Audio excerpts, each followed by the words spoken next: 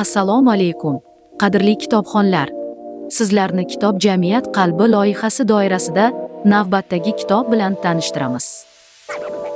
Mario Puzo, Cho'qintirgan ota. Bu roman oddiy asar emas.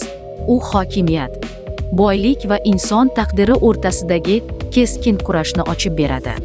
Asarda asrlar davomida jamiyatda ildiz otgan illatlar, cheksiz boylikka bo'lgan hirs, odamlar o'rtasidagi murosasizlik hamda amerikalik va sitsiliyalik mafiyachilar o'rtasidagi maxfiy kelishuvlar butun realistik qiyofada tasvirlanadi.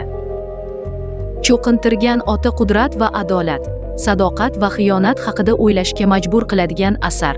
Dunyo miqyosida mashhur bo'lgan ushbu roman o'zbek kitobxonlarini ham befarq qoldirmaydi. O'qing va qudrat ortida yashiringan haqiqatni anglang.